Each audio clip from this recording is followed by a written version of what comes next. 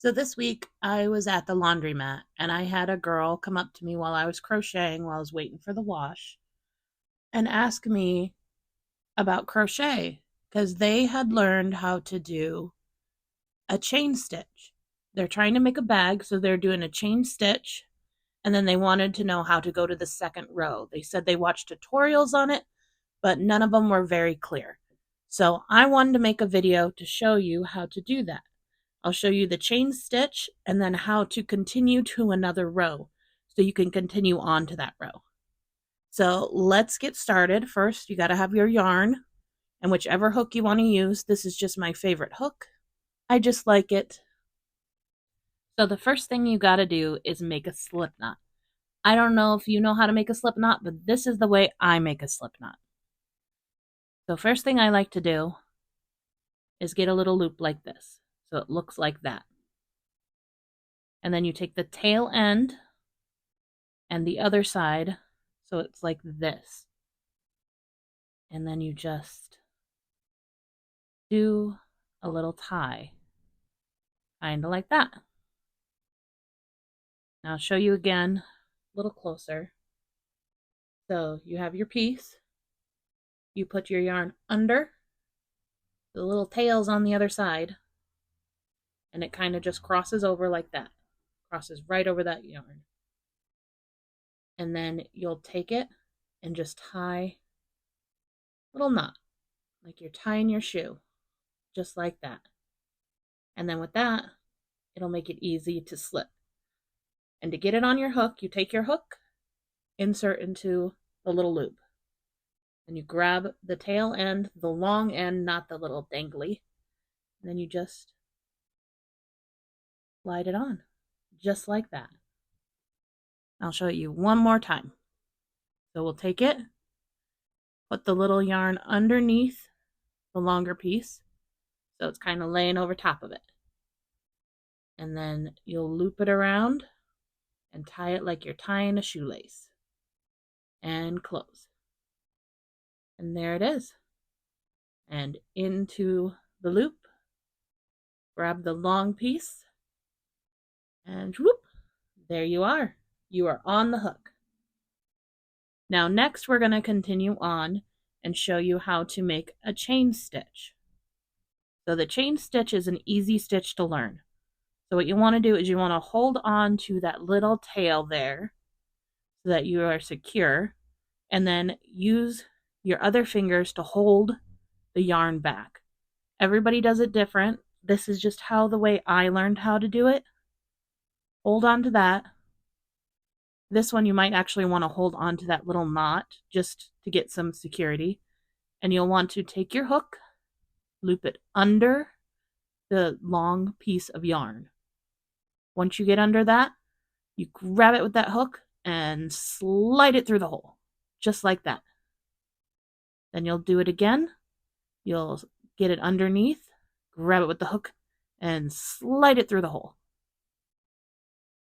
So you'll grab it with the hook and slide it through, just like that. And after a while, you'll be able to get faster and better at it. This is the best first stitch to learn how to do. So we'll just continue, just like that, grabbing it and sliding it through until you get to the size that you want. Let's say this is about the size you want to go. You can go a whole bunch longer. It doesn't matter. However big you want to make it. So now that we're at the point, this is how big I want it. So if I want it this big, what I'm going to need to do is do one more of those chain stitches. Is just grab it, pull it through, just like that. So then I have an extra chain stitch on there. And now I can go on to continuing the next step. Because if you don't do that chain stitch, what it's going to do is it's going to slowly make the next stitches smaller and smaller and smaller, and then you'll get a nice little weird triangle. And we don't want a triangle, we want a square. So now that we got that, what we're going to do is, you can see here, that's the chain that I just came out of. That's what I just pulled this guy through. We don't want to go in that one. What we want to do is we want to go into this one right next to it. So not the one that this is coming out of, but the next one down. So what you'll do is you'll shove it right on through. So then it looks like that. You see? And then you'll grab your yarn and you'll slide it through. And when you slide it through, you should have 1, 2 on the hook. And once you have 1, 2 on the hook, then you'll grab the next piece like that and slide it on through. And there you are. You made your first single crochet on your second row. Now you will continue going along doing the same thing. So not in this one that you just went in, be the next one. You'll push your hook through, grab that, you'll have 1, 2, then you'll loop the yarn onto that hook, 1, 2, 3, grab that third, slide it on through. Then you'll go to the next stitch. You go in, grab, 1, 2, loop a third and slide it on through. Next stitch, go in, grab, 1, 2, grab a third and slide it on through. And there you are. And after a while, you'll be able to go a little bit faster. So we're actually going to continue on. Let's continue right on down.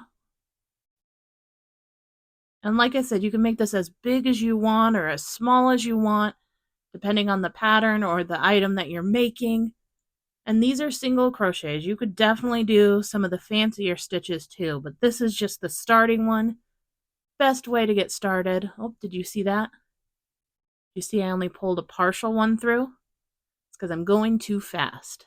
Sometimes when you pull it through, you get stuck in between these and it splits your yarn like that. You don't want it to split like that. So what you'll do is you'll go back and you'll try it again. You go in, pull, slide it on through. Some yarns end up doing that a lot more than other ones. So you just have to be aware that that's a possibility. And let's say it does it. Here, let me show you. Force it to do it. Yeah, there we go. And you don't notice it. And then you notice it after you already did this.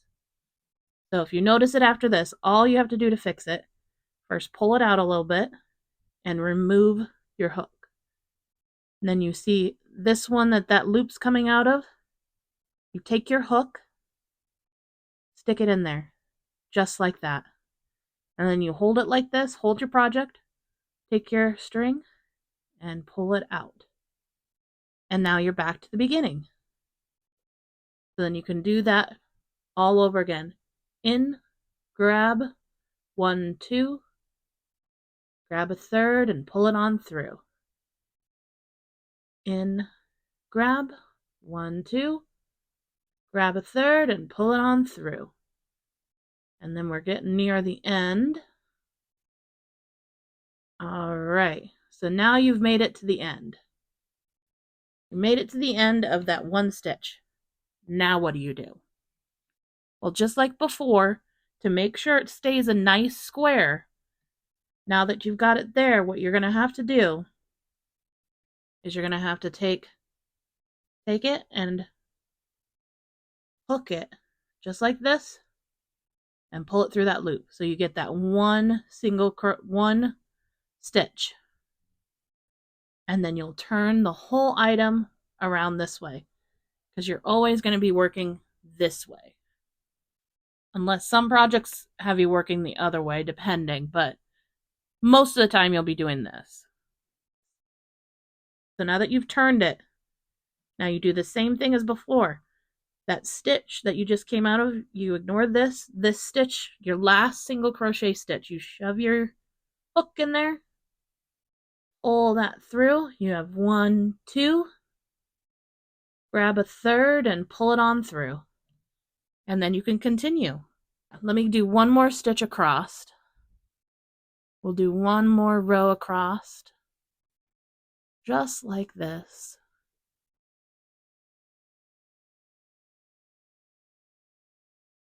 All right, now we're at the end. Now what? How do you stop it from untangling at the end? All you have to do is just like we did with that chain stitch. We loop it on so you have 1, 2, pull that one right on through. And now that you did that, this long piece, just give it a little, and then you take your hook, boop, tighten that, and there you are. And all you have to do is take a darning needle and just weave it in so it's hidden inside there. And there it is, your nice single crochet stitches. Good job, guys. You did awesome. I knew you could do it.